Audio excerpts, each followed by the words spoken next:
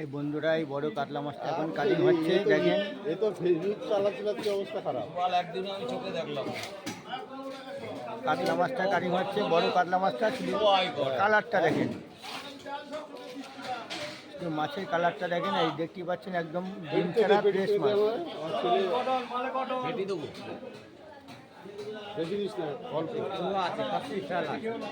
ডিম ছাড়া পুরো ফ্রেশ মাছ। মাছটাও খেতে খুব সুস্বাদু হবে, দারুণ হবে।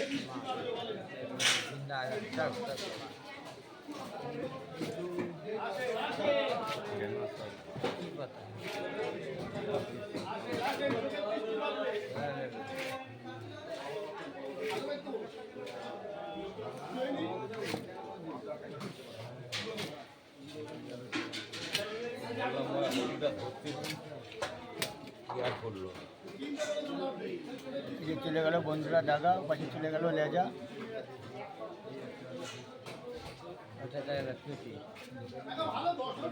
তেলটা একদম সুন্দর তেল, এরকম টাটকা কাতলা মাছের তেল খেতে খুব ভালোই লাগে।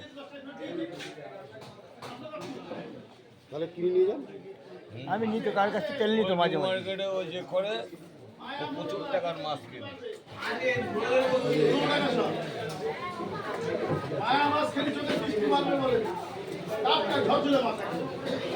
দাদা তোমার এই আজকে মাছের রেট কত থাকছে? 600 টাকা না বেশি? মাত্র 600 টাকা কিলো। বনগাঁ বাজারে এরকম টাটকা টাটকা তাজা তাজা মাছ খেতে হলে কাকার কাছে আসতে হবে ফার্স্ট সকালবেলা। তবে আপনার মনের মতন বন্ধুরা মাছ পাবেন, ডাগা, পেটি, লেজা, মাথা সবই পাবেন। এই দেখেন পেটির মাছটা এবার কাটিং হচ্ছে, শুধু একবার দেখেন। একেবারেই না, বাড়ি মারবে কিন্তু ও একেবারেই না। ও তাহলে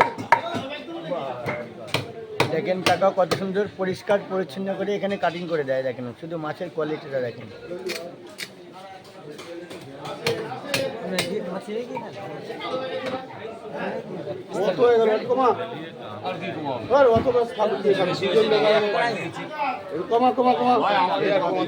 আরে কমা, তুই অত দরকার নেই আমার।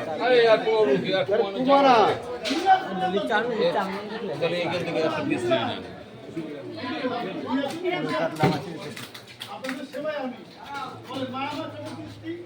ওইটা তো কি পেটি নেবো? আমার ছেলে পেটি ছাড়া খায় না।